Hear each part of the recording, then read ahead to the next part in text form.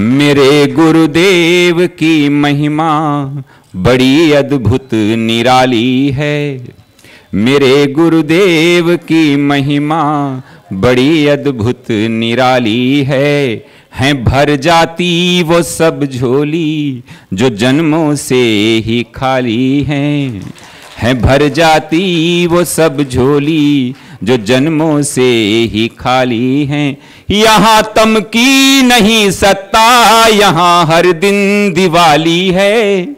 यहाँ तम की नहीं सत्ता, यहाँ हर दिन दिवाली है। भराया लोक अंतर में, नजर में प्रेम लाली है। मेरे गुरुवर शिव त्रिपुरारी, जिनकी महिमा भारी नजर में छा गए हैं के दिल में समा गए हैं। हो मेरे गुरुवर शिव त्रिपुरारी, जिनकी महिमा भारी नजर में छा गए हैं के दिल में समा गए हैं। ओ मेरे प्यारे गुरुवर, जीवन बना था संग्राम रे। ओ मेरे प्यारे गुरुवर, जीवन बना था संग्राम रे। खिलती हुई सुबह भी लगती थी जैसे कोई शाम रे। भूल गए दुख दर्द बीमारी, मिट गई चिंता सारी, शरण तेरे आ गए हैं, प्रेम रस पा गए हैं। हो मेरे गुरुवर शिव त्रिपुरारी, जिनकी महिमा भारी नजर में छा गए हैं के दिल में समा गए हैं। आया जो दर पे तेरे, पाया परम की सौगात रे। आया जो दर पे तेरे, पाया परम की सौगात रे। हो मेरे गुरुवर शिव त्रिपुरारी, जिनकी महिमा भारी नजर में छा गए हैं के दिल में समा गए हैं। ओम सहना भवतु सहनो भुनक्तु सह वीर्यं करवावहै तेजस्विनावधीतमस्तु मा विद्विषावहै। ओम शांति शांति शांति। वेद वेद्ये परे पुंसि जाते दशरथात्मजे।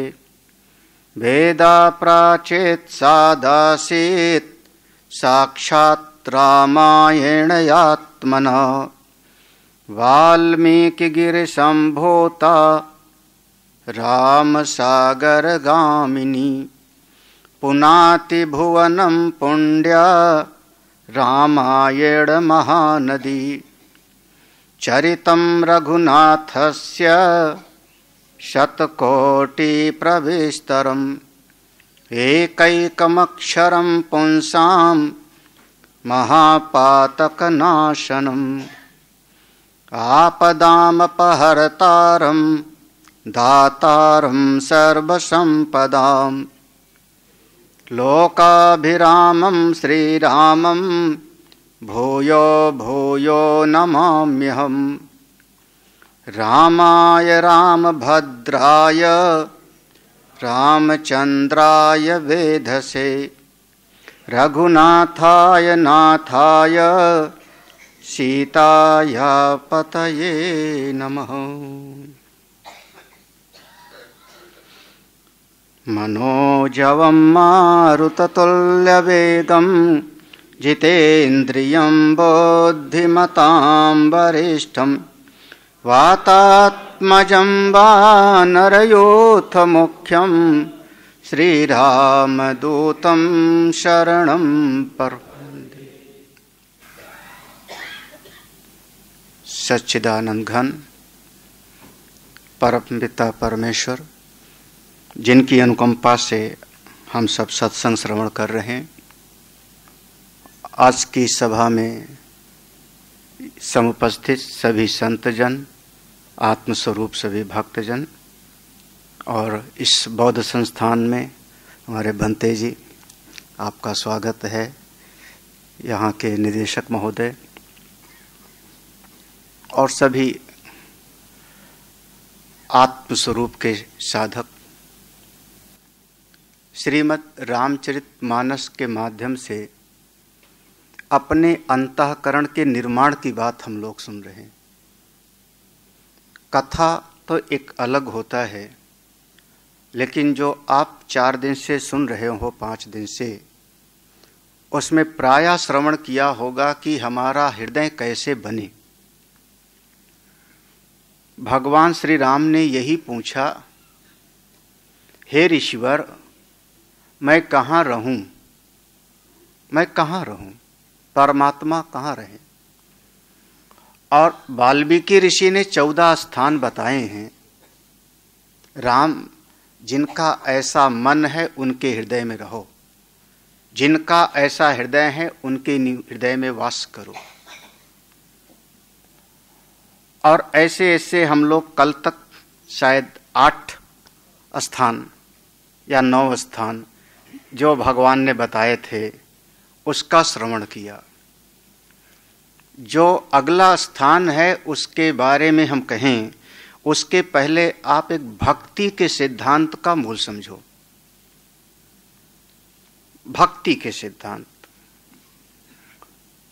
पहली बात तो आपको एक जानकारी के लिए कह रहा हूं। हमारा वेद 3 विभाग में हम उसको बांटते हैं, कर्म का विभाग, उपासना का और ज्ञान का। उसको हम 3 कांड बोलते हैं, कर्म का, उपासना का और ज्ञान का। जो उपासना का विभाग है उसमें उपासना शब्द बहुतायत में प्रयोग है, लगातार उपासना शब्द प्रयोग किया गया है।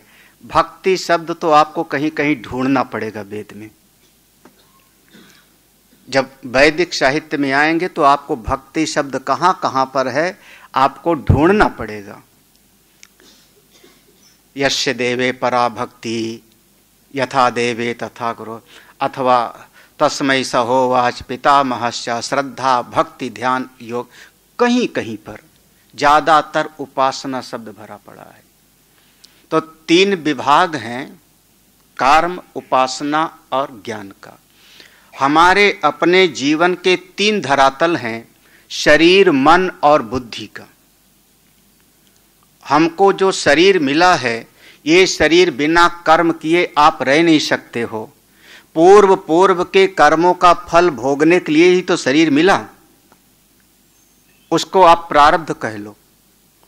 तो जिस शरीर की उत्पत्ति में ही हेतु कर्म है और जिस शरीर की स्थिति का कारण भी कर्म है, उस शरीर के रहते आप कर्म से छुटकारा कैसे पा सकते हो। तो वेद भगवान का बहुत बड़ा विभाग है जिसमें कर्म मीमांसा है। आप इस शरीर से श्रेष्ठतम कार्य करिए, अच्छे कार्य करिए। अपने शरीर की आवश्यकताओं की, वैसे शरीर की आवश्यकता में 3 शब्द बोलते थे, रोटी, कपड़ा और मकान। इसके लिए आप परिश्रम करके पूर्ति कर लीजिए। बीच में जो मन है, हमारे पास शरीर है, मन है। जो मन है वो मन रोटी नहीं चाहता, दाल नहीं चाहता, मन की चाह है प्रेम की। आप अपने जीवन से इसको जोड़ के देखना। शरीर रोटी, कपड़ा, मकान चाहता है, लेकिन मन तो आपका प्रेम चाहता है। किसी का मन मिल जावे, किसी के साथ दिल की बात करूं, कोई हमसे बात करे। मन की मांग प्रेम की है। और लगभग हमारे समाज में ऐसा आप अनुभव कर सकते हो कि किसी के घर पे जाओ, वो आपको बहुत बढ़िया रोटी, कपड़ा, मकान की व्यवस्था कर दे, बढ़िया कमरा दे दे, बढ़िया व्यवस्था कर दे, लेकिन प्रेम से बात न करो तो दोबारा उसके यहाँ आप नहीं जाओगे। आवत ही हर्षे नहीं, नैनन नहीं स्नेह, तुलसी वहां न जाइए, कंचन भर से भी। तो आप चले जाओ, देख लो किसी के घर में, आप कहोगे कोई मैं रोटी का भूखा हूं। अच्छा, इसका विपरीत किसी दूसरे के घर में चले जाओ, कोई मित्र के घर में, उसके घर में कमरा ठीक से नहीं है, वहीं उसने बिछाया चादर, यहीं बैठ जाते। उसके घर में बढ़िया खाने पीने की व्यवस्थाएं नहीं हैं, लेकिन उसका हृदय प्रेम से भरा पड़ा। आप आए, कितना अच्छा लगा, इतने दिन के बाद हमारा मित्र आया, छुट्टी ले लिया काम से, अमुक कर लिया, महाराज अपनापन मिला। आपका दिल क्या कहेगा? हाँ, ये रोटी नहीं मिली ठीक से, रहने की व्यवस्था नहीं मिली, लेकिन प्रेम मिला, तो आप बार बार उसके यहाँ पर जाओगे। तो शरीर की जरूरत अलग, मन की आवश्यकता प्रेम की। हाँ, भक्ति का मूल यहीं से शुरू होता है, यहीं से। संत कहते हैं ये जो मन की आवश्यकता प्रेम की है ना, अगर आपने प्रेम विनाशी वस्तु से किया तो जब वस्तु नष्ट हो जाएगी तो आपका प्रेम भी नष्ट हो जाएगा। अगर आपने प्रेम किया दुख वाली चीज से, तो दुख वाली चीज से प्रेम करोगे तो आपका प्रेम भी आपको रुलावेगा। प्रियाम त्वाम रोष्यत, ये दुनिया का एक कटु सत्य है, जिससे प्रेम करते हो वो आपको कभी कभी रुलाता भी। रोए तो नहीं हो कभी? हाँ, ये वेद का मंत्र मैंने बोला है, प्रियाम त्वाम रोष्यत। इस जगत में जहां तो वेद भगवान क्या कहते हैं? वेद भगवान का उपदेश है कि इस मन से प्रेम करो, लेकिन अविनाशी परमात्मा से। विनाशी नहीं अपितु अविनाशी परमात्मा। इस मन से प्रेम करो, लेकिन उससे करो जो सच्चिदानंद है, आनंदमय है। उससे प्रेम करोगे तो आपका जीवन भी आनंद से भर जाए। यही उपासना है, यही उपासना, यही भक्ति है। शरीर और मन के भीतर एक तीसरी चीज भी है आपके पास, बुद्धि ना। बुद्धि भी तो हमारे पास में है। ये बुद्धि हर बात पर करती है क्यों, कैसे, कब, कहां, हमको सब पता होना चाहिए। जीवन का एक अनुभव आप करिए। कभी कभी आप किसी के पास जाइए, आपको खाने पीने को बढ़िया मिलता है, प्रेम भी बहुत अच्छा है, लेकिन विचारों में टकराहट हो जाए तो संबंध खराब हो जाता है।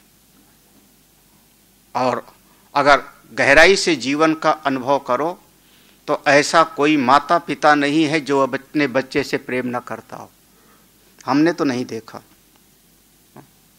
और ऐसा कोई बच्चा नहीं है जो अपने माँ बाप को सेवा न करना चाहे, कम से कम मेरी नजर में तो नहीं रहा। हाँ, आपके शरीर के लिए समय पर दवाई देना चाहता है, आपको भोजन कराना चाहता है। महाराज आपको बिना खिलाए नहीं खाएगा। समस्या पैदा होती है जब अपने बेटे और अपने बीच में विचारों में टकराहट होती है। वो बच्चा कहता है पापा आपका जमाना गया। हाँ, एक नया शब्द ना जाने कहां से लोगों ने ढूंढ लिया, मैं उससे सहमत नहीं हूं। बच्चा थोड़ा पढ़ लिया, कॉलेज में चला गया तो कहता मेरी लाइफ है। हाँ, मेरी लाइफ है, अपने हिसाब से जीऊंगा। आप लोग सीधे, बेटा जब तुम 6 महीने के लिए थे तब अपनी लाइफ नहीं जिए? जब तुम साल भर के थे तब अपनी लाइफ क्यों नहीं जिए? तब तो जो दवा माँ ने कराया वो दवा खाना पड़ा, जो पहनाया। आज 20 साल के लिए हो गए तो कहते हो कि मेरी लाइफ है। कोशिश करना समझने का। अगर आप वास्तव में थोड़ा संस्कार को अपने भीतर लाए होते तो वो बच्चा ये क्यों नहीं कहता कि मेरी लाइफ माता पिता के लिए है, उन्होंने पाल पोस के हमको 25 साल कर दिया, समझा दिया, पढ़ा लिखा दिया, इतना विद्वान बना दिया, तो मेरी लाइफ मेरे माता पिता के लिए है। मेरा जीवन कहां से? अरे थोड़ा और आगे बढ़ जाते, आप कहते मेरी लाइफ मेरे समाज के लिए है, मैं समाज के लिए जीना चाहता हूं, कुछ करना चाहता हूं। थोड़ा और आगे बढ़ जाते, मेरी लाइफ राष्ट्र के लिए है। हाँ, आप इतना सेल्फिश हो गए कि मेरी लाइफ। एक एयरपोर्ट में बैठा था, बच्ची कोई टी शर्ट पहने घूम रही थी, उसकी भी फ्लाइट रही होगी, मेरी भी, तो उसकी जो टी शर्ट पर लिखा हुआ था माई लाइफ माई रूल्स। हाँ हाँ हाँ, मेरा जीवन मेरे नियम। और कई बच्चे तो ऐसा भी दिल्ली आदि में कहते हैं, रूल्स जो तोड़े वो बढ़िया बुद्धिमान बच्चा है। हम उससे सहमत नहीं है। मेरा जीवन मेरा नहीं है, मेरा जीवन मेरे समाज का है, मेरे राष्ट्र का है, मेरे धर्म के लिए है, मेरा जीवन परमात्मा के लिए है। काश ये बात आप बच्चों को समझा सकते तो। हाँ, थोड़ा मुश्किल है। हाँ, समझ सकते हो तो समझो आप। मेरा जीवन मेरा नहीं है, कम से कम मैं तो कह सकता हूं मेरा जीवन तो मेरा नहीं है। तो नहीं, मेरा जीवन मेरे परिवार के लिए, समाज के लिए, देश के लिए, धर्म के लिए, प्रभु की भक्ति के लिए है ये।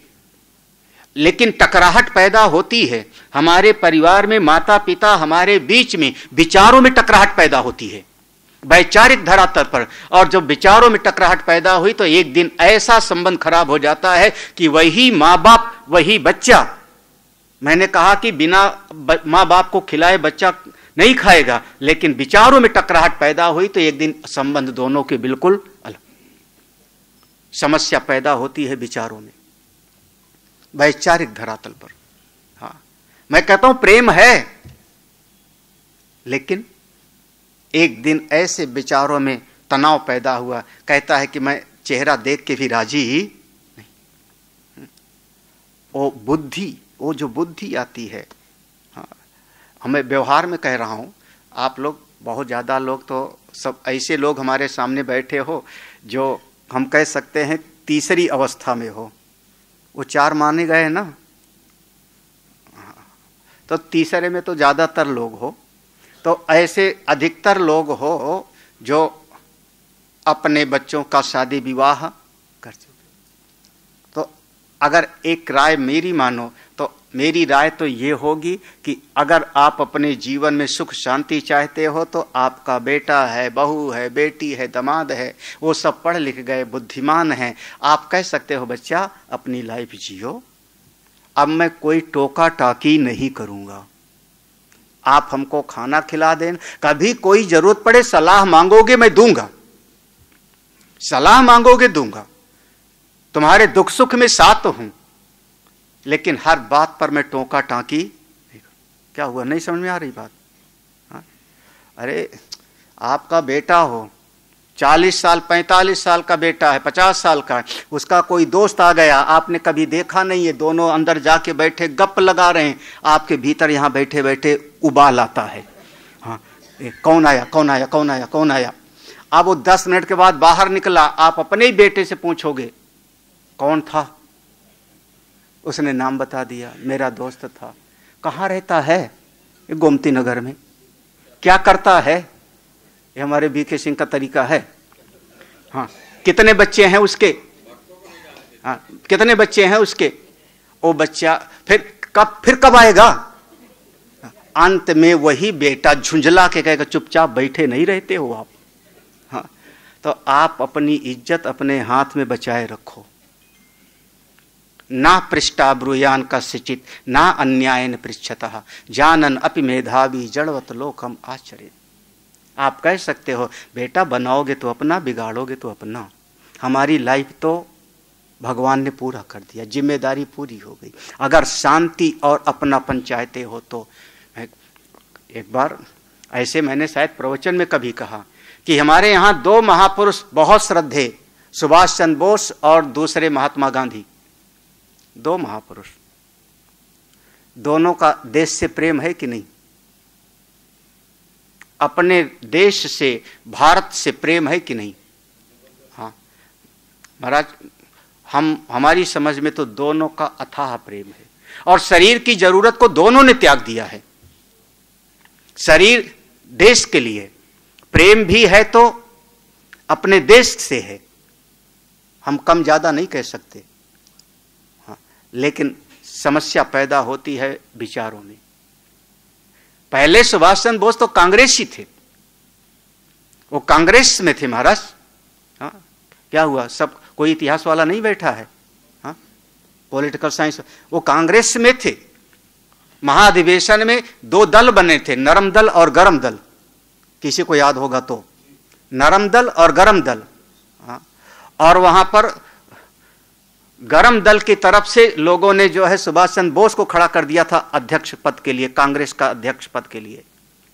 आजकल चुनाव का माहौल है इसलिए, हाँ, और नरम दल की तरफ से खड़ा किया था हमारे गांधी जी ने पट्टाभी सीतारमैया को कांग्रेस के अध्यक्ष पद के लिए।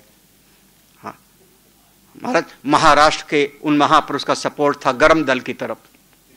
हाँ, हाँ, और धीरे धीरे ऐसी परिस्थिति बनी कि सुभाष चंद्र बोस जीत गए थे कांग्रेस के अध्यक्ष पद के लिए।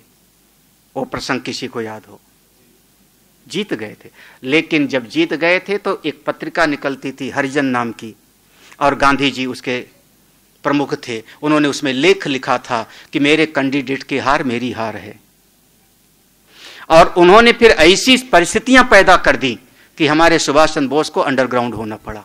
और फिर बाद की घटनाएं पढ़ते हो कि वो यहाँ से गए और फिर हिटलर से मिले, फिर औरों से मिले, सबसे, और किस प्रकार से आज़ाद हिंद फौज की उन्होंने व्यवस्था किया।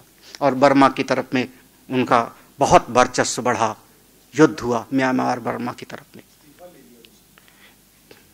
कितनी परिस्थितियां, कहाँ, मैं कह रहा हूं शरीर देश के लिए, देश से प्रेम है, टकराहट हुई तो हमारे बौद्धिक स्तर पे, हमारी बुद्धि का जो धरातल है वो ज्ञान का, वो भी ठीक होना चाहिए। तो वेद भगवान ने तीनों के लिए 3 विभाग में दिया, शरीर के लिए कर्म, मन के लिए उपासना, और बुद्धि ठीक रहे इसके लिए क्या।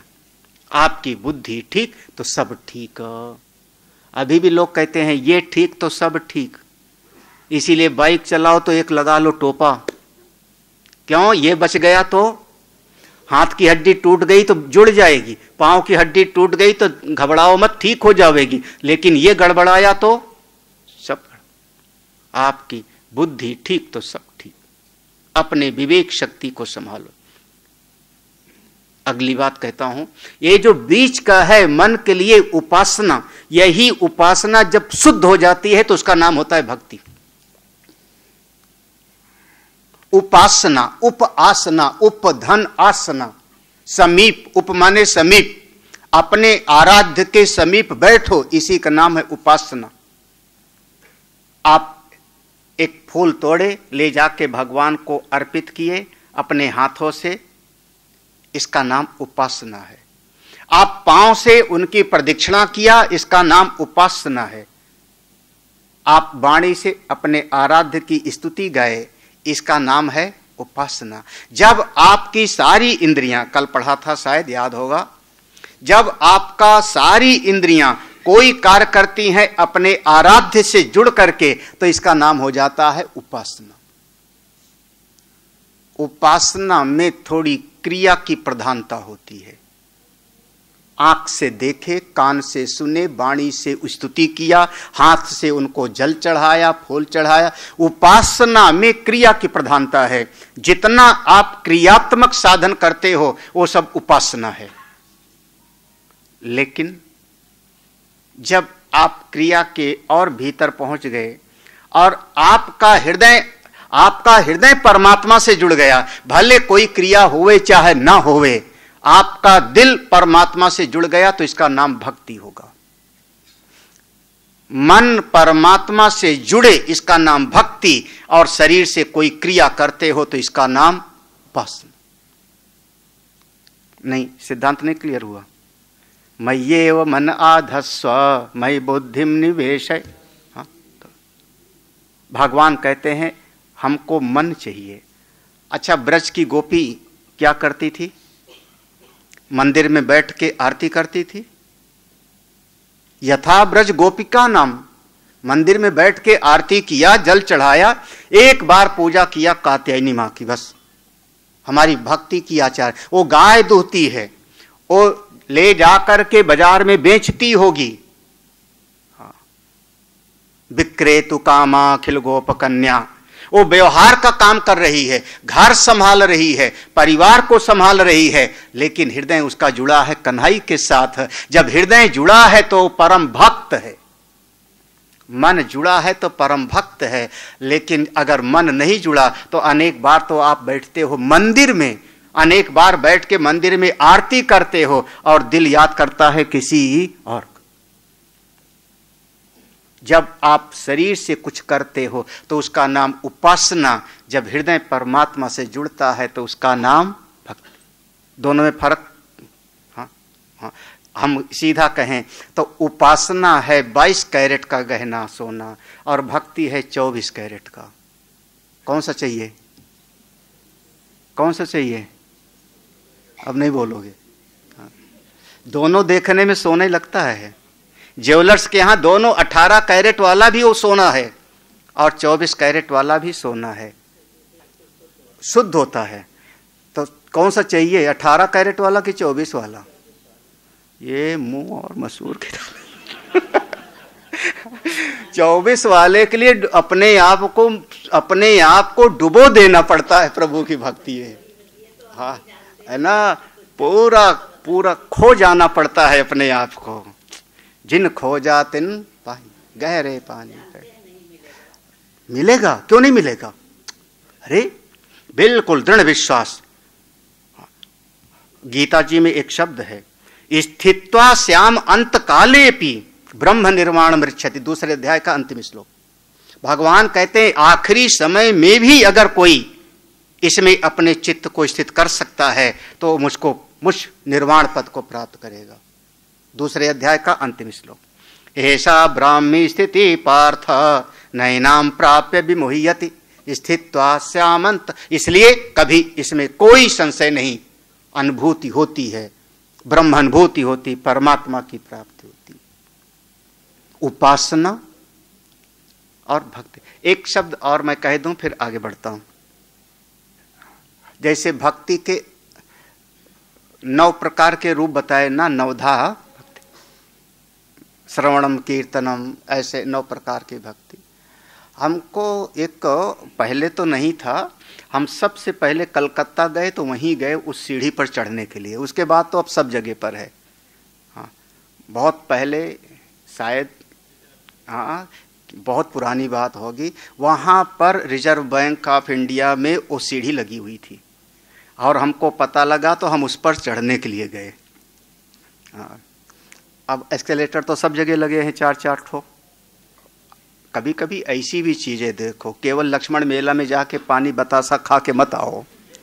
हाँ मैं बता रहा हूँ, हम उस समय पढ़ते थे, तभी हम जब कलकत्ता गए तो हमने वहाँ पर प्लेनेटेरियम देखा, और एक नहीं 4-4, 500 देखे उसके। सबसे बड़ा जो है म्यूजियम कलकत्ता का। तो मतलब कुछ ऐसी चीज,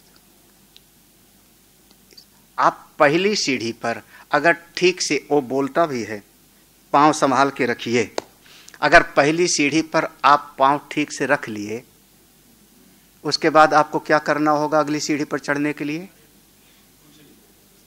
हाँ, अब पहली सीढ़ी पे थोड़ा ठीक से, हाँ बस 2 सीढ़ी पे पांव मत रख देना इकट्ठे। हाँ, अगर पहली सीढ़ी पे आपने पांव रख दिया, अपने आप आपकी वो सीढ़ी चढ़ते चढ़ते ऊपर पहुंच गई और आप छत पर पहुंच जाओगे। ऐसे एक भक्ति का मार्ग है। अगर आपने पहली सीढ़ी पे पांव रख दिया तो अपने आप आपकी साधना आगे बढ़ती जाएगी और परमात्मा तक पहुंचा देगी। और पहली सीढ़ी सत्संग है। प्रथम भगति संतन कर पहले, तो आप लोग तो भाग्यशाली हैं। तो ऐसी स्थिति अपने चित्त की बनाओ। हाँ, जो अब थोड़ा समझना, उपासना और भक्ति में थोड़ा आज का प्रसंग ऐसा है। अब अगली बात, भक्ति हम करते हैं भगवान की, कैसे समझें भगवान के बारे में? किसी ने कुछ कह दिया, किसी ने कुछ कह दिया, किसी ने कुछ कह दिया, किसी ने कहा ओ भगवान है, किसी ने कहा नहीं है, किसी ने कहा ओ भगवान है तो कैसे हैं। तरह तरह के मन के भीतर जिज्ञासाएं आती हैं, तरह तरह के मन के भीतर विचार आते हैं, अपने को लेकर के, जीव को अपने बारे में, जगत के बारे में, ईश्वर के बारे में। है नहीं है तो कैसा है, सर्वत्र है कि एक देशी है, सर्वज्ञ है अथवा सर्वज्ञ नहीं है, कैसा है। जब हमारे भीतर बहुत सारी जिज्ञासाएं होती हैं तब उपाय होता है किसी जानकार महापुरुष के पास जाओ। तद विद्धि प्रणिपातेन परिप्रश्नेन से, इसी का नाम सत्संग है। एक बच्चा भी विद्यालय में जाता है ना पढ़ने के लिए, कोचिंग में जाता है। आप लोग कुछ बातों को ध्यान से समझना, इसको समझना। अज्ञात का ज्ञापक होना चाहिए। विद्या क्या होती, विद्या का मतलब क्या हुआ, विद्यालय में गए आप, विश्वविद्यालय में गए पढ़ने के लिए। अज्ञात का ज्ञापक, जो बच्चा पहले से जानता है, अगर टीचर वही फिर से पढ़ावे तो भी विद्यालय सार्थक नहीं हुआ। सत्संग माने क्या, जो आप जानते हो तो पहले से जानते हो, बताना वो है जो आप नहीं जानते हो। अज्ञात ज्ञापकम शास्त्रम, तो शास्त्र और सत्संग अज्ञात को बताता है जो हमको नहीं पता है। तो सत्संग में जाकर के उस परमात्म सत्ता के रूप को समझो। वो सत्ता है तो कैसे, क्या है, मैं कौन हूं, कहां से आया हूं, सत्संग से जानो, सत्संग से जानो। लेकिन जानना एकांगी होता है, जानना एकांगी होता है। एक बात और, हमको बहुत लोग जानते हैं, लेकिन मेरे सामने आ जाएं तो भी शायद हम उनको न जाने। अभी बहुत सारे लोग बाहर भी लोग, हमारा यूट्यूब पर जो है, जो हमारा चैनल है, उसको अच्छे अच्छे महापुरुष संत लोग भी कहते हैं, हम भी आपका जो है सुनते हैं। तो हमको तो बहुत सारे लोग लेकिन हम नहीं जानते। हाँ, क्या फायदा। आप मोदी जी के बारे में पूरी उनकी जो है जीवनी लिख डालो, लिख डालो, सब जानते होंगे, क्या मिला आपको।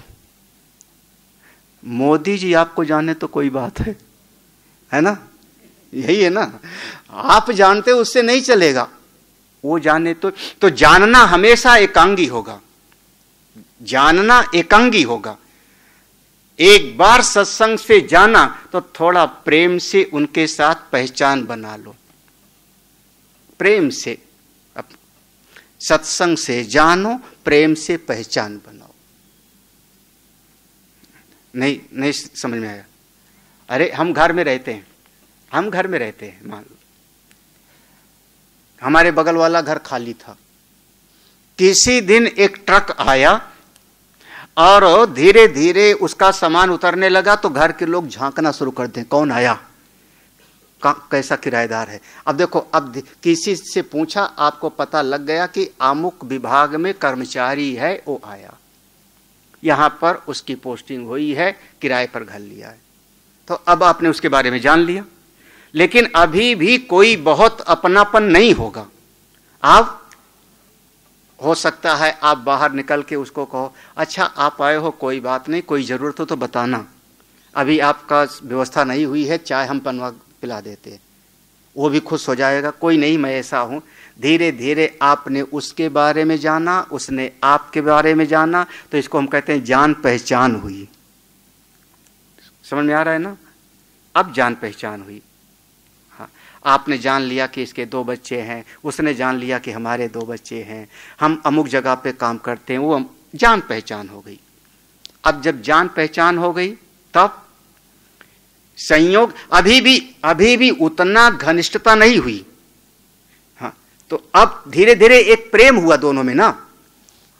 आपने उसको चाय पिलाया, वो आपके यहाँ आके चाय पिया, 10 मिनट आपने बैठा बात किया, तो आपने पहले जाना, फिर पहचान बना लिया। उसके बाद एक दिन ऐसी घटना घटी कि हमारे एक बच्चा है, उसके भी एक बच्चा है, और दोनों समवयस्क हैं। मन में आया क्यों ना दोनों के बीच में संबंध बना लिया जाए। और जब दोनों बच्चों का संबंध बन गया तो अब दोनों आप कौन बन गए? संबंधी। जब संबंधी बन गए तब उसके सुख से आप सुखी होगे, उसके दुख से आप दुखी होगे। हमारे सुख से वो सुखी होगा, हमारे दुख से ये। पहले नहीं होता है, पहले नहीं होता, लेकिन जब संबंधी बन गए दोनों के बीच में एक तार जुड़ गया, तब आपके सुख से वो सुखी, आपके दुख से वो दुखी। क्या हुआ? अभी भी नहीं क्लियर हो रहा है? अरे व्यवहार को देखो, अपने अनुभव को जोड़ो। जब ये स्थिति वैसे देखो, अभी मैं कहूं, हमारे राम सेवक त्रिपाठी जी ने कहा परिचय हुआ कौन सा सन में? 97 में। उसके बाद सत्संग हमेशा सुनते रहे, जहां भी सत्संग हुआ एक ढूंढते ढूंढते यहाँ में काले कोट में, शायद कोर्ट से आके बैठ जाते थे। हाँ, सत्संग सुनते रहे तो धीरे धीरे जान पहचान हुई। लेकिन वो दीक्षा लेके संबंध बनाने वाला सन इन्होंने बोला था कौन सा? हाँ, आप हमारे गुरुदेव हैं, मैं आपका शिष्य हूं। देखो इतना साल लगा दिया संबंध बनाने। बिल्कुल, बुद्धि प्रज्ञावान है ना, तो पूरा आप एक घड़ा भी खरीदते हो तो ठोक बजा के खरीदते हो।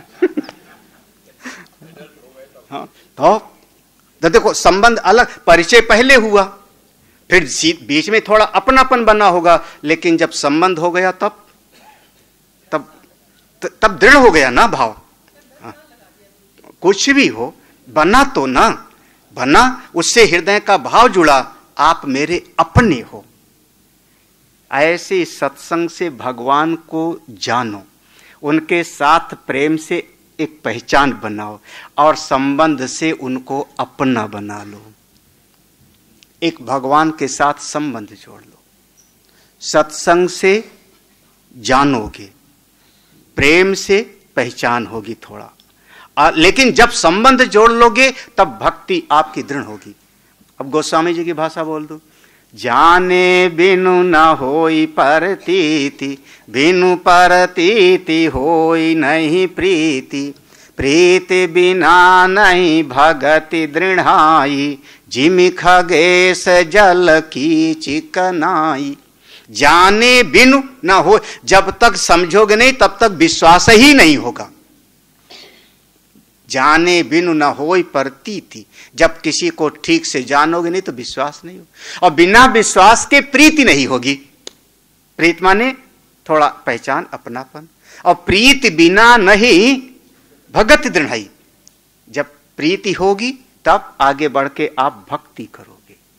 देखो गोस्वामी जी की भाषा मैंने जो है, हाँ, आप समझिए। तो सत्संग से जानो, फिर प्रेम से पहचानो और संबंध से अपनाओ। कौन सा संबंध भगवान के साथ जोड़ें? भगवान के साथ कौन सा संबंध जोड़ें? तो भगवान के साथ संबंध एक कोई ना कोई बनाओ। भक्ति का जो मूल सिद्धांत है वो कहता है भगवान के साथ 4 संबंध जोड़ा जा सकता है। 4 संबंध, आपको जो अच्छा लगे वो संबंध बनाओ, जो अच्छा लगता है। कौन? पहला संबंध है, मैं भगवान का माता पिता हो सकता हूं, भगवान मेरे बच्चे। नाम देता हूं वात्सल्य भाव की भक्ति। कभी सुनोगे तो वात्सल्य। कौन सा? जैसे हमारे दशरथ महाराज हैं, कौशल्या जी हैं, जैसे वसुदेव जी हैं, देवकी जी हैं, जैसे हमारे दाऊ भैया हैं। कौन है? कन्हई मेरा छोटा है, मेरा भाई है, मेरा पुत्र है। ऐसा हमारे एक महापुरुष थे, नाम था सुदर्शन सिंह चक्र। कल्याण में उनके बहुत सारे लेख निकला करते थे और बहुत विद्वान। हाँ, पढ़ाई, स्कूल की पढ़ाई 8वीं फेल थे, लेकिन उनकी लिखी हुई किताबों को पढ़ने के लिए MA PhD चाहिए समझने के लिए।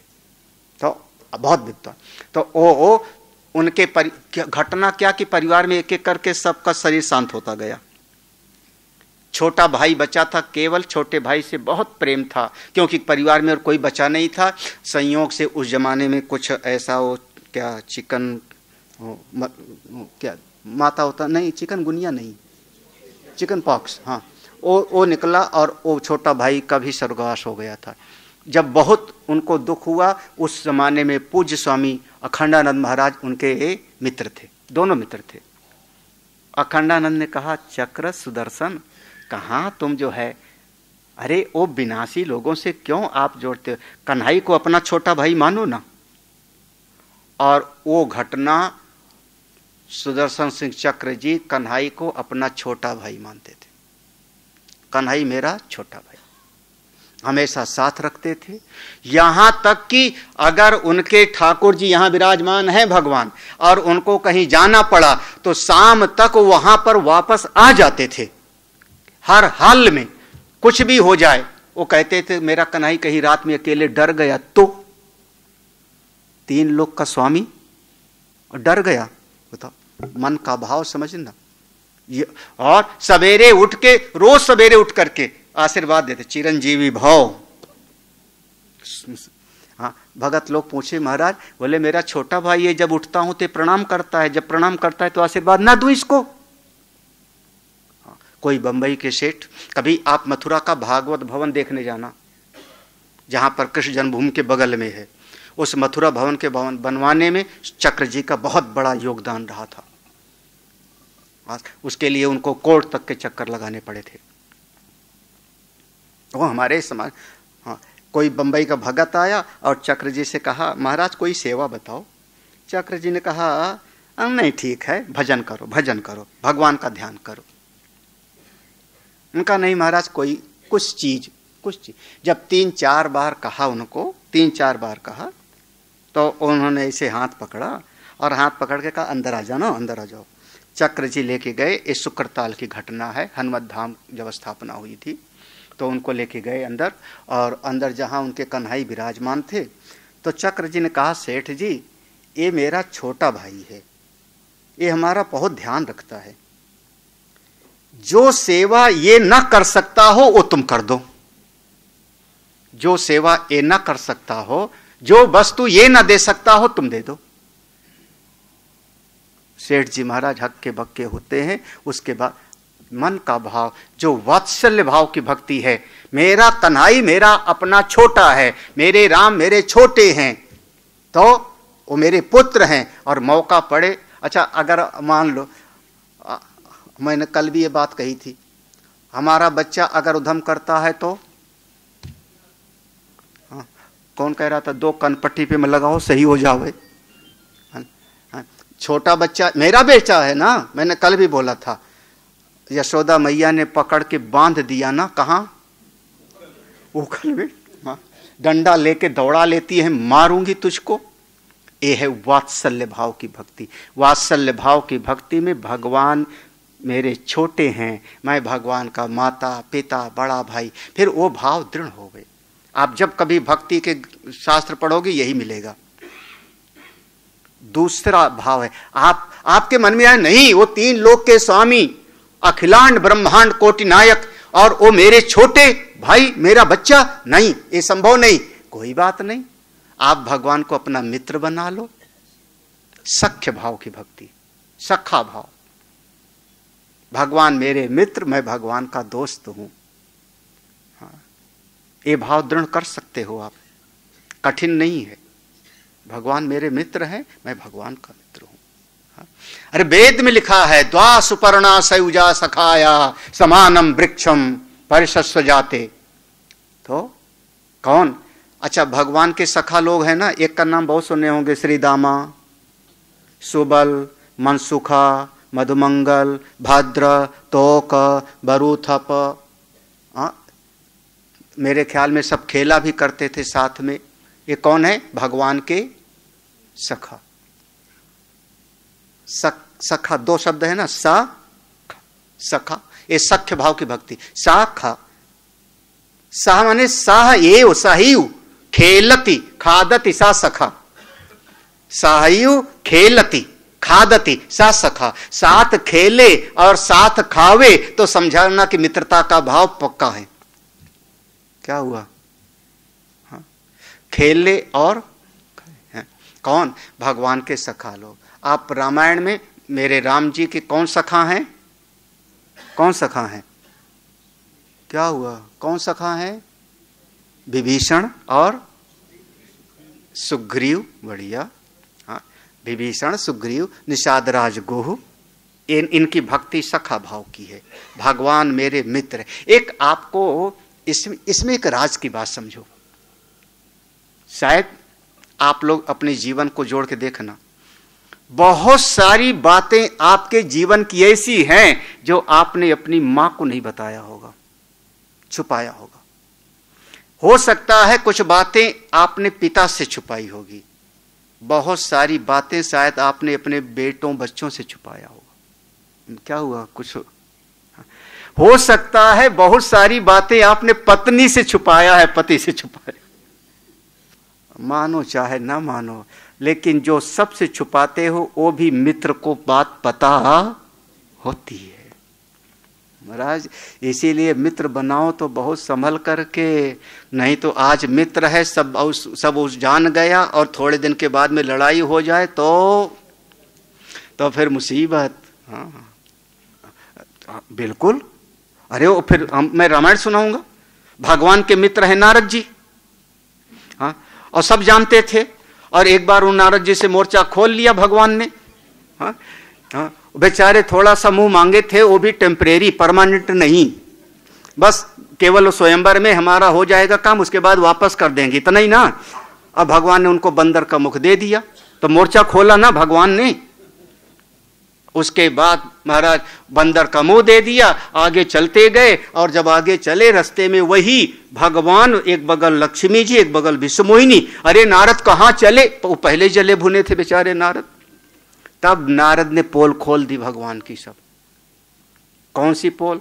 असुर सुरा विष शंकर ही या पुरमा मनिचारु, स्वार्थ साधक कुटिल तुम सदा कपट व्यवहार।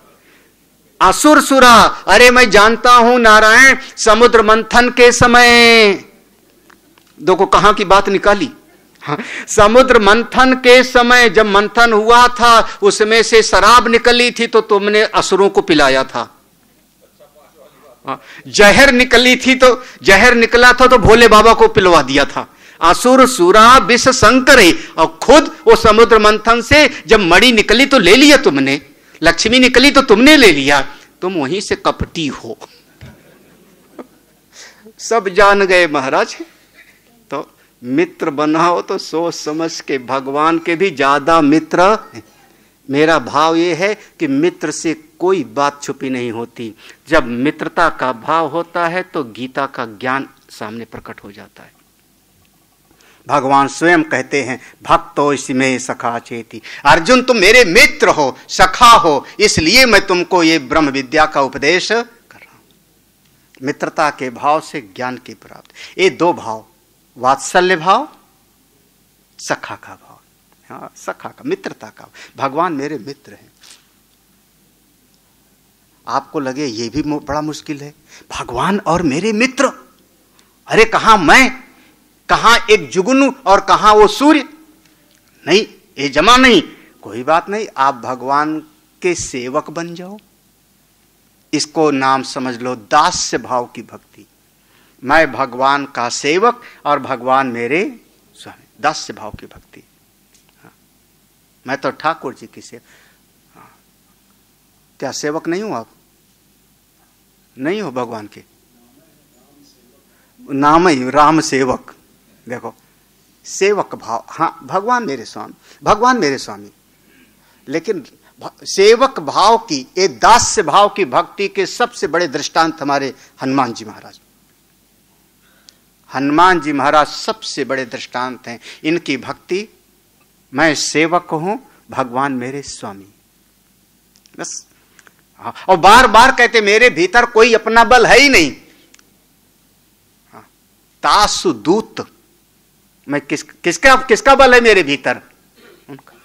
हाँ, दास्य भाव की भक्ति महाराज, उसके भीतर अपने स्वामी का बल होता है। हाँ, एक छोटा मोटा, मैं कह रहा हूं बहुत बड़ा नहीं, बहुत, लेकिन वो 10,000 15,000 का कर्मचारी, हाँ, और आप बड़े से बड़े आदमी को भी दरवाजे पर खड़ा कर देता है। किसके बल से? हाँ, किसका बल है उसके भीतर? हाँ, उसके पास अपना नहीं है बल महाराज, हाँ, किसी ने उसको जो है वो अधिकार दिया हुआ है, हाँ, किसी का बल है, हाँ, तो दास्य भाव की भक्ति।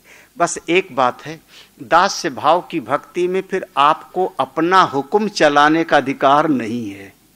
अब कुछ लोग तो कहते हैं गुरुजी मैं आपका सेवक हूं, और फिर कहते हैं गुरुजी आपको ऐसा करना चाहिए। तो जब भाई आपने कहा कि गुरुजी आपको ऐसा बोलना चाहिए, ऐसा करना चाहिए, तो आप मेरे मालिक हो गए ना, हाँ, तो आप मेरे मालिक हो गए ना। तो फिर सेवक के भीतर और याद रखना, सेवक सोई जो करे सेवकाई, सेवक के भीतर फिर उसके भीतर इतना दृढ़ विश्वास होना चाहिए कि मेरे स्वामी सर्व समर्थ हैं, वो सर्वज्ञ हैं, वो जो निर्णय लेते हैं वही श्रेष्ठतम निर्णय है।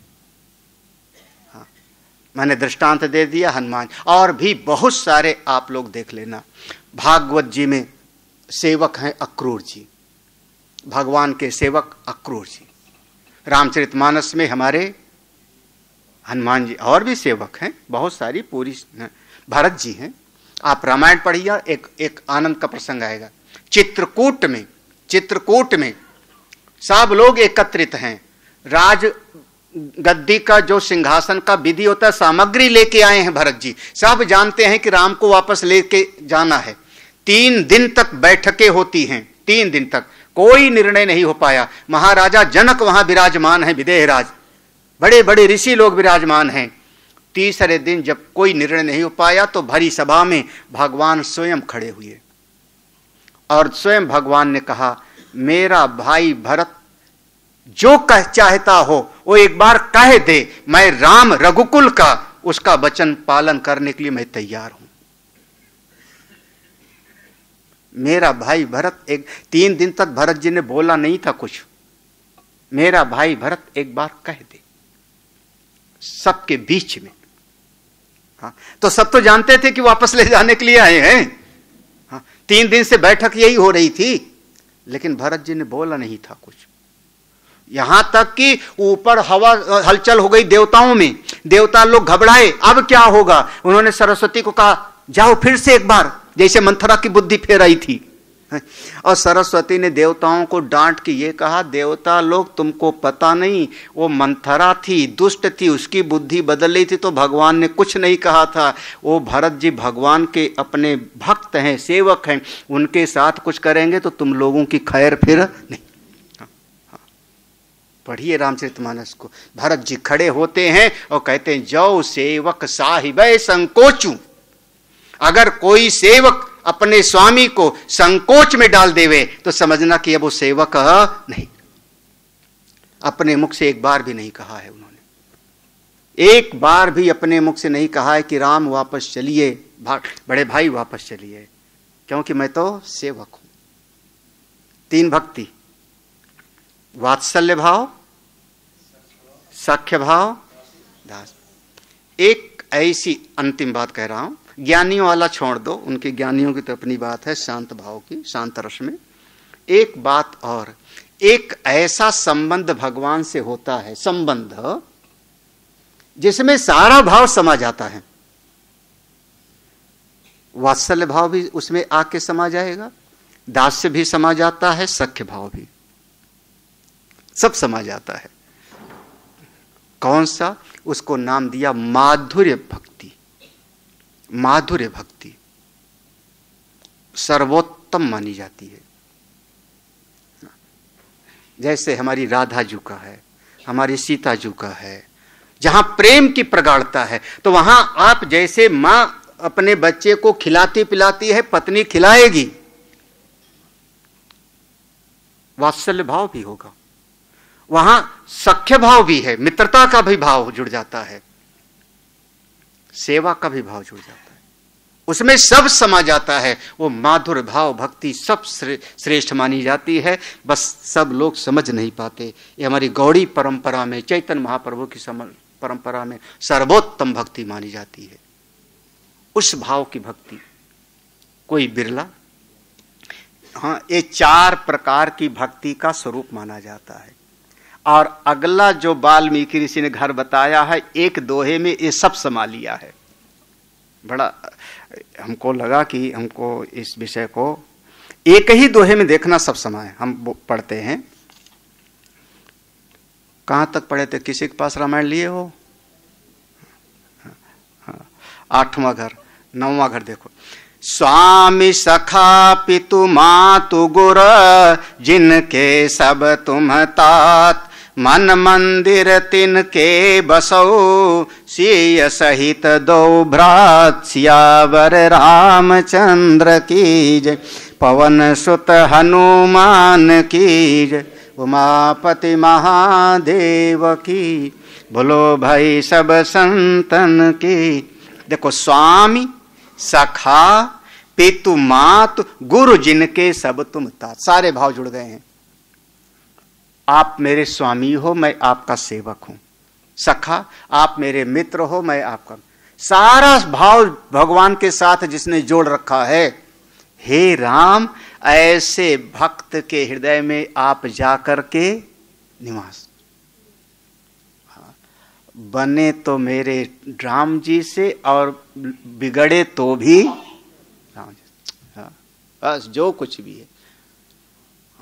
अच्छा है, एक प्यार की भाषा समझना। ये जो लोग कहते हैं ना निष्काम भक्ति, निष्काम प्रेम, पागल लोग हैं। तुम लोग तो नहीं बोलते हो ना कभी? निष्काम माने कुछ चाहिए नहीं। अरे क्यों नहीं चाहिए? हाँ? अच्छा, मान लो आपका पति है, आप अपने पति से जो है उसका देखभाल करती हो, और आपको एक साड़ी की जरूरत है तो पति से ना मांगो, निष्काम प्रेम है मेरा, तो किससे? पड़ोसी से मांगने जाएंगे? हाँ? तो वो मेरा है, उसका सब चीज पर मेरा अधिकार है, क्यों नहीं मांगूंगी मैं? नहीं, निष्काम उसकाम मैं सीधे नहीं। जो कुछ चाहिए मेरा, मेरे ठाकुर जी से चाहिए। हाँ, बने तो उन्हीं से। हाँ, स्वामी सखा, सब कुछ मेरे आप हो। अगर चाहिए मैं आप, मैं अपने दुख में आपको नहीं बताऊंगा तो किसको बताऊंगा? मैं आपसे प्रार्थना नहीं करूंगा तो किससे करूंगा? अपने हृदय की बात करनी है अपने ठाकुर जी से।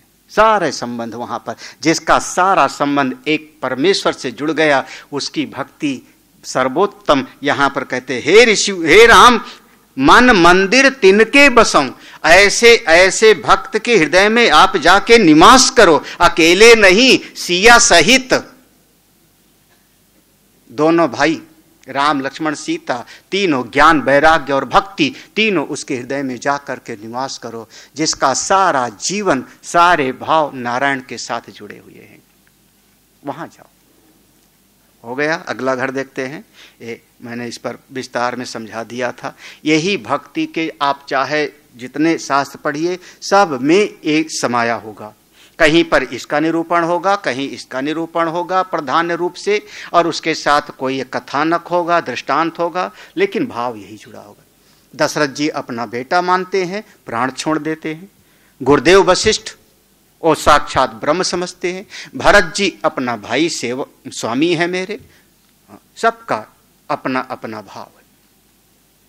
अगला देखो, ये वाला आप लोगों के काम का, अगला वाला बड़े काम का, आप मानोगे तो बेड़ा पार।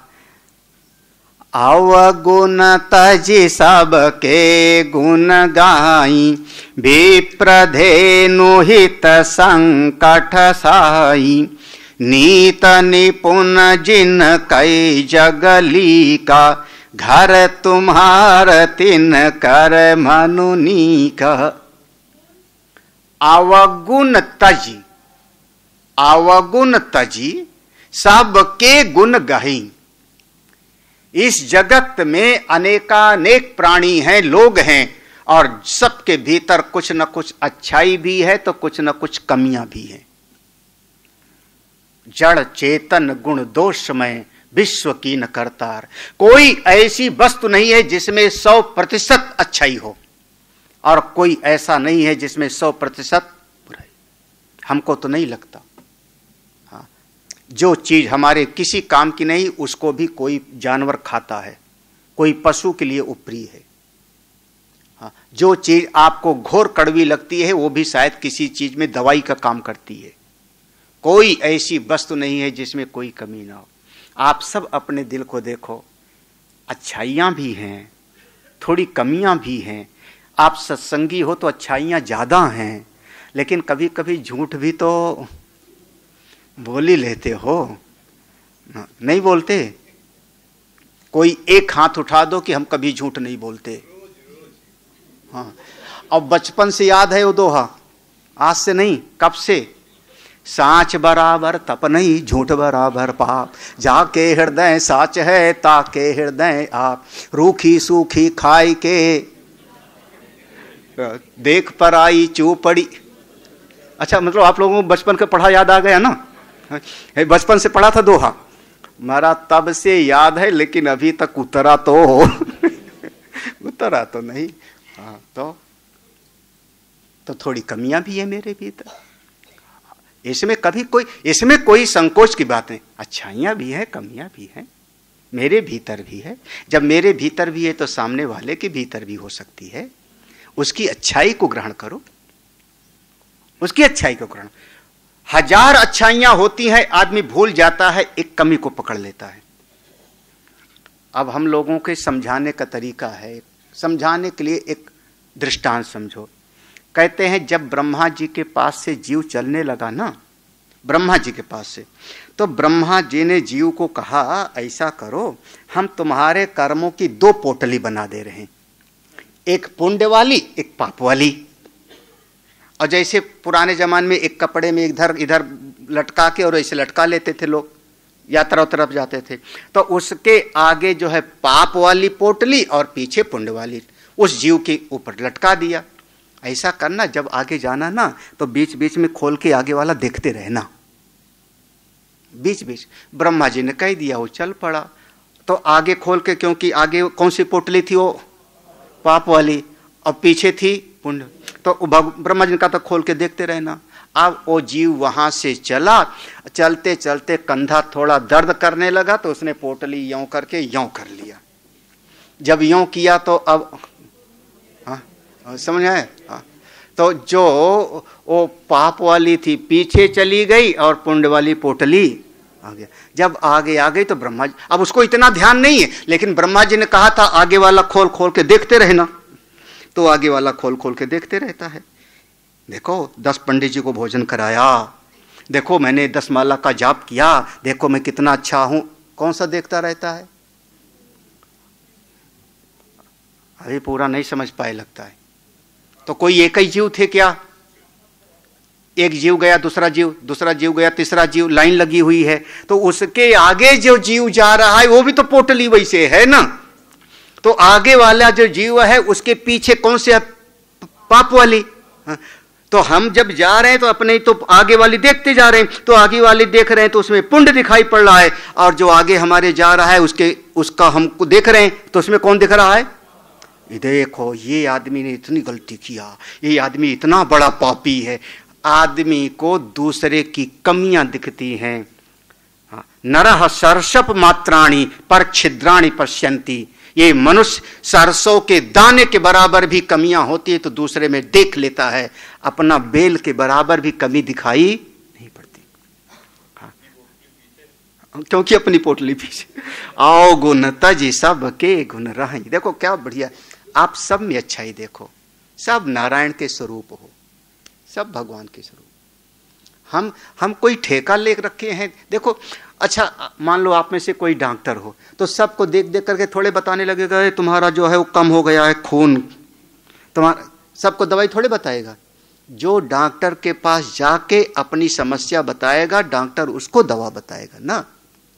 हाँ, बाकी के लिए तो सामान्य है। हाँ, तो हमको जरूरत नहीं है सबके दोष दिखाने के लिए। कोई हमसे आके कहेगा उसको हम रास्ता बताएंगे, नहीं तो आप सब तो परमात्मा के स्वरूप हो, सब ब्रह्म स्वरूप हो, ईश्वर अंश ममैवांशो जी। तो मैं तो आप हूं। ठीक है, ये शरीर में कमियां हैं, होती हैं, सबके होती है। आप समझो तो अच्छाई ग्रहण करो, अच्छा ही ग्रहण करो, कहीं से भी, कहीं से भी। हाँ, आपका कीमती चीज है, सोना है, नाली में पड़ गया, नाली में पड़ गया तो भी आदमी नाली से भी सोना उठा लेगा, धो के रख लेगा ना। अच्छा ही सब जगह से ग्रहण करो। चलिए, अवगुण तज सबके गुण गाय, और विप्रधेनु हित संकट सहाई। कभी गौ की बात आ गई, कभी ब्राह्मण संत की बात आ गई, तो आप थोड़ा तकलीफ भी उठा लो उनकी रक्षा के लिए। भगवान भी तो अवतार इसीलिए लेते हैं, विप्रधेनु सुर संत हित। हाँ, ये हमारे संतों का सहज स्वभाव है महाराज, संतों का सहज स्वभाव है। समाज के हित के लिए वो कष्ट उठा लेते हैं। हाँ, खास करके पता नहीं क्यों हमारे समाज में एक मनोवृत्ति सालों साल, सैकड़ों साल से एक समाज का वैसा प्रभाव बन गया।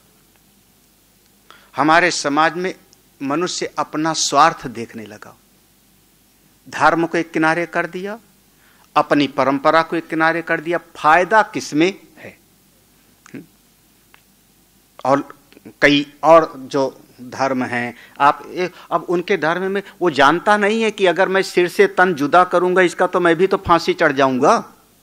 वो जानता तो है, वो जानता तो है कि मैं अगर बम लगा के मर जाऊंगा तो मैं भी तो मर रहा हूं, लेकिन वो त्यागने के लिए तैयार है। हमारे धर्म के लोग तुरंत समझौता कर लेंगे, फायदा, हमको कष्ट ना हो।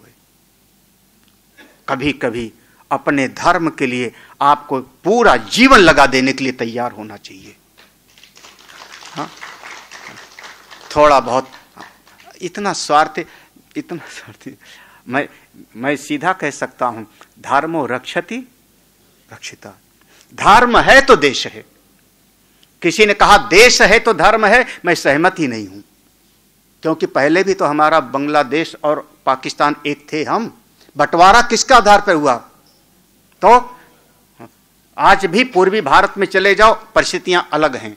नागालैंड, मिजोरम, मेघालय में तो धर्म है तो देश है। हमारे लिए धर्म प्रमुख होना चाहिए। विप्रधेनु हित। संतों पर कभी कभी अटैक हो जाता है और हमारा समाज मौन रहता है। क्या आश्चर्य की बात है कि वही समाज, उसी समाज में से क्या 25 लोग नहीं खड़े हो गए पाल घर में 2 महात्मा को पीट के मार दिया? उसी समाज में से 10 लोग खड़े नहीं हो सकते उनके तरफ से, लेकिन हमारे समाज में कायरता का भाव भर दिया। संतों के लिए थोड़ा बहुत, संत की रक्षा के लिए हम बिल्कुल तैयार रहते हैं। विप्रधेनु हित, हाँ, संकट साई नीत निपुण जिन कई जग लीका। नीति, नीति मत, अपने सिद्धांत पर अडिग रहना। अगर आपने एक कोई सिद्धांत बनाया उससे फिर डामाडोल मत हो। अब वैसे फिलहाल आज के इस घर में जो भगवान को बताया गया है, इसमें आज यही इसी घर के बाद, चलो हाँ, एक बचपन से एक मुहावरा सुना था, एक साधे सब सधे, सब साधे सब, ऐसा सुना था ना, एक साधे सब सधे। अपने जीवन में एक नियम बनाओ, नीति निपुण। हाँ, अपने जीवन में एक नीति, अपनी विचारधारा बनाओ, और उस अपनी नीति, अपनी विचारधारा की रक्षा के लिए सब कुछ छोड़ना पड़े तो छोड़ दो, बलिदान हो जाओ, लेकिन अपने निर्णय से कभी डिगो मत। मैं 2-3 दृष्टांत दे दूंगा तभी समझ पाओगे, नहीं तो ऐसे तो न जाने क्या बोल रहे हैं बाबा जी। हजारों राजा हुए हैं, हजारों राजा। जिस समय हमारा भारत आजाद हुआ उस समय 450, 550 छोटे छोटे राजा थे, सबको मिलाया गया, कोई कम नहीं। कौन नाम जानता है कितने राजाओं का? एक राजा थे जिन्होंने नियम बनाया, मैं जीवन में सत्य बोलूंगा, चंद्र टरे सूरज टरे टरे, बिकना पड़े बिक जाऊंगा, राजगद्दी छोड़ना पड़ा छोड़ दिया। आज तक नाम अमर है कि नहीं? आज भी समाज में 2-4 बच्चों का नाम तो हरिश्चंद्र लिखा हुआ मिल जाएगा, रोहित नाम वाला मिल जाएगा। क्यों? क्योंकि अपने नियम से वो कभी टिके नहीं। अपने जीवन में एक नियम बनाओ और उसका पालन करो, कुछ भी त्याग करना पड़ा। हरिश्चंद्र का दृष्टांत ठीक। आगे और दूं? हाँ चलो। एक राजा थे जिनके झंडे पर मोर बना रहता था, नाम था मयूरध्वज। मयूरध्वज, लेकिन उनके नाम के साथ अपभ्रंश हो गया, बोलने में कठिनाई लगती थी, तो लोगों ने कहना शुरू किया मोरंग ध्वज। मोरंग ध्वज। एक नियम था उनके जीवन का कि मेरे दरवाजे से, वेद ने कहा है अतिथि देवो भव, तो मेरे दरवाजे से कोई भूखा नहीं जाएगा, कोई भूखा नहीं जाएगा। बस एक नियम था। और उन्होंने कितना यज्ञ किया नहीं पता, कितना उन्होंने तप किया ये सब वर्णन नहीं पढ़ा है, लेकिन एक नियम, उस नियम का पालन करने के लिए फिर परीक्षा हुई, उनको खुद आराचीर करके त्याग करना पड़ा, लेकिन आज तक उनका नाम हमारे समाज में अमर है। क्यों? ठीक लग रहा है? हाँ? और दशरथ जी वाली बात तो सब जानते ही हो, रघुकुल रीति सदा चली आई, प्राण जाए पर वचन न जाए। बताओ, एक नियम, मैं ऐसा एक नियम जीवन का बनाता हूं। एक ऐसा व्यक्ति, देखो कभी कभी आप शास्त्र को समझ, एक ऐसा व्यक्ति जो दुष्टों के बीच में रहता है वीर होते हुए भी। हमारे यहां एक नाम ही पड़ गया, 4 लोग मिलके जब कोई खराब कल्पना करते हैं तो नाम पड़ता है चंडाल चौकड़ी। कहां से चला चंडाल चौकड़ी? 4 लोग मिलके और ऐसी दुरभिसंधि, खराब नीतियां बनाने। कौन? एक था दुशासन, एक दुर्योधन, एक कौन लंगड़ा के चलता था महाभारत में, है ना? वो 4 थे ना चंडाल चौकड़ी। उनके बीच में एक वीर व्यक्ति है। कारण समझ में आ गया? दुष्टों के बीच में रहता है, उनके तरफ से उसने युद्ध किया है, लेकिन जीवन में एक नियम बनाया हुआ है, जब मैं संध्या बंदन करता हूंगा और कोई कुछ मांग लेगा तो मैं कभी मना नहीं कर। दानवीर मारा जब, और यहां तक कि उसका कवच कुंडल मांगा गया, जानता था वो, उसके बावजूद अपना दिव्य कवच कुंडल त्याग देता है। महाराज उसके मरने पर भगवान श्री कृष्ण रोए हैं।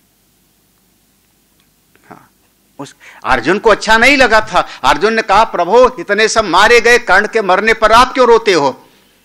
भगवान ने कहा अर्जुन तुम समझते नहीं हो, कोई एक फल का वृक्ष है और उस पर हजारों पक्षी विश्राम करते हैं, फल खाते हैं, उनके घोंसले हैं। किसी दिन वो वृक्ष टूट के गिर जाए तो हजारों पक्षी अनाथ हो गए। ऐसा कर्ण था महाराज। तो एक नियम का पालन किया ना। क्या क्या कहूं, आप लोगों के जीवन का कोई नियम उयम है? हमारे गुरु भाई थे, बम्बईया थे, अभी पता नहीं होंगे, संपर्क नहीं है। तो ऐसे जब कभी विचार का ऐसे चल रहा था तो बाहर निकले तो सब हमसे जितने गुरु भाई लोग, बताओ तुम्हारे जीवन का क्या नियम है? उन्होंने कहा तुम्हारे जीवन का क्या नियम है? उन्होंने कहा तुम्हारे जीवन। तो सब हम लोग आपस में, तो उनसे पूछा तुमने अपने जीवन में क्या नियम बनाए? तो उनका हाँ एक नियम बनाया मैंने। हम सब लोग हाँ क्या?